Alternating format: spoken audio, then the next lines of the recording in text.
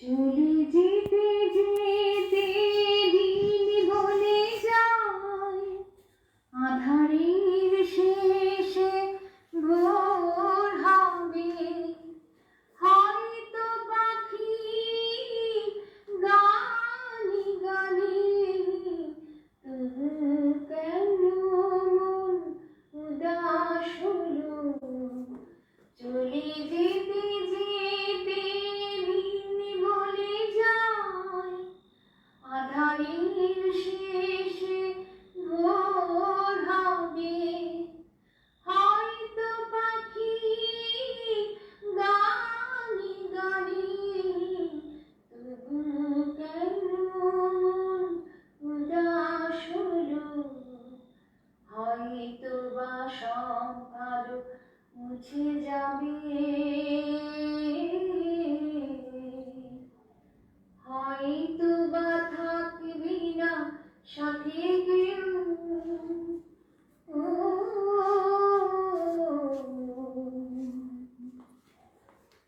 হয়তো বা মাঝ পথে পথটাও ফুরিয়ে যাবে। চোখে জলের কথা শুনবে না কেউ, ভোরের আলোর কথা ভেবে। স্বপ্ন দিয়ে সাজাতে সাজাতে রাত পার হয়ে যাবে। হয়তো বা কান্নার শেষ আছে, বুঝি আমি এসে গেছি কিনারায়। ও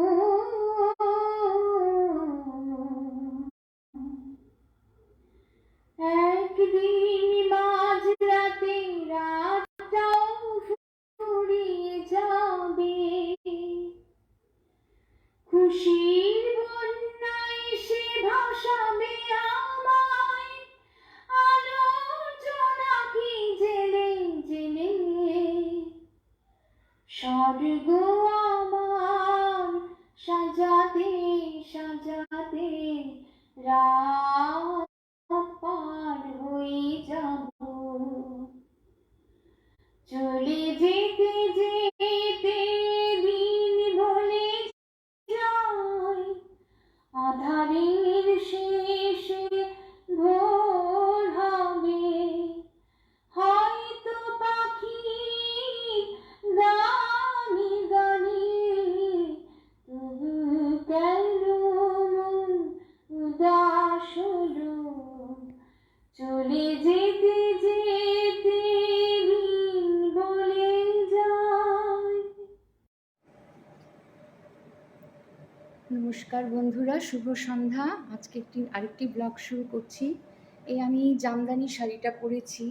এটা 2014-তে গড়িয়াহাটাতে গেছিলাম শপিং করতেই, কোনো একটা বড় দোকানে ঝোলানো ছিল। দেখি আমার এই কালারটা, এই রঙটা আমার ভীষণ প্রিয়, চিরদিনই ভীষণ প্রিয়।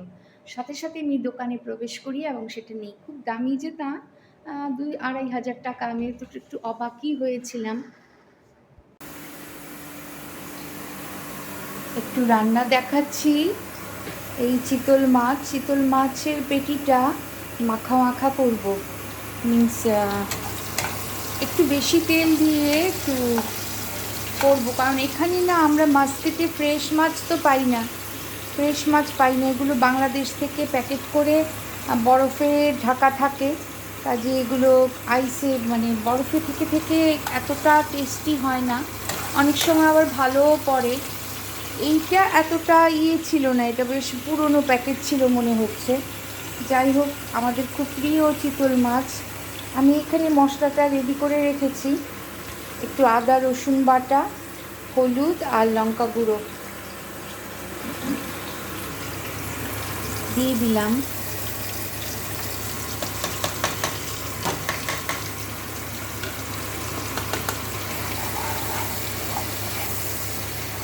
আগে বেশি করে তেল দিয়ে একটু পেঁয়াজ আর টমেটো কুচি ভেজে নিয়েছিলাম। বেশি টমেটো দিই না আমি, এটা আমার পছন্দ না। আর মাছগুলো নুন হলুদ দিয়ে আগে ভেজে রেখে দিয়েছিলাম। এটা না গা মাখা মাখো মাখো হবে, একটু বেশি তেল দিয়ে করি। জেনারেলি আমরা এত তেল খাই না, কিন্তু এই রান্নাটাতে একটু একটু বেশি রান্না, মানে বেশি তেল দিয়েই করতে হয়।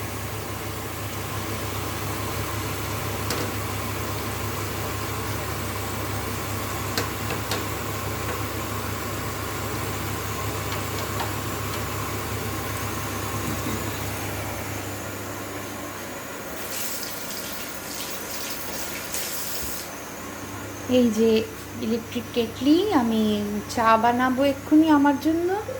একটু চা খাবো, আমি একটু বারবার চা খেতে ইচ্ছে করে। চা ছাড়া আমি অন্য কিছু খুব একটা খাইও না।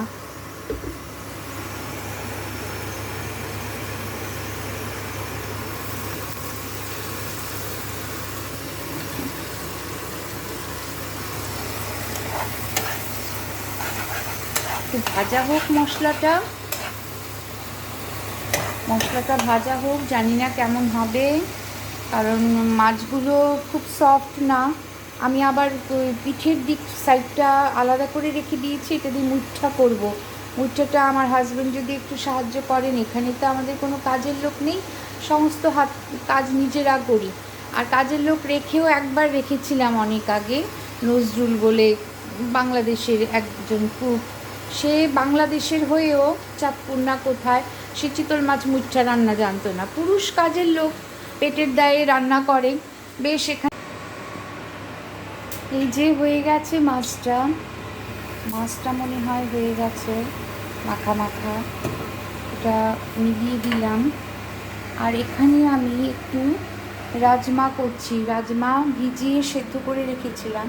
এই যে রাজমা, এখন এটাতে তেল গরম করে একটু তেজপাতা শুকনো লঙ্কা দিয়েছি, তা ইয়ে হয়ে গেছে, কালো হয়ে গেছে। এবার এটার মধ্যে একটু পেঁয়াজ কুচি, রসুন কুচি আর কাঁচা লঙ্কা দিয়ে দিচ্ছি।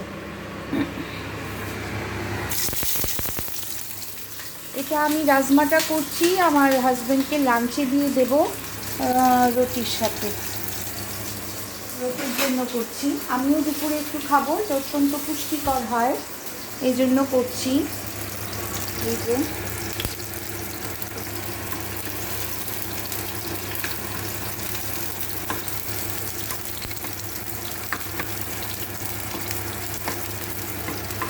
পেঁয়াজটা একটু লাল ব্রাউন হয়ে গেলে আমি মশলা রেডি করে রেখেছি, একটু একটু আদা বাটা, একটু লঙ্কা গুঁড়ো, একটু জিরে, আর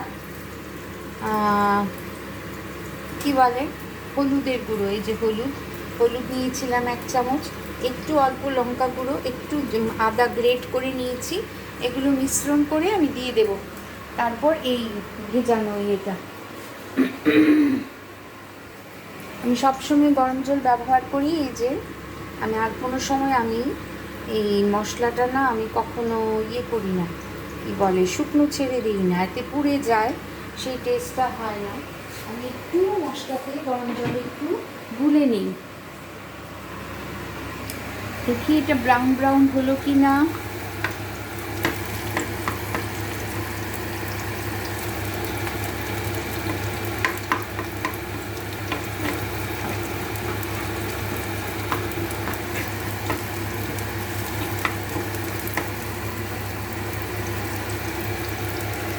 ফ্লেমটা একটু বাড়িয়ে দিই।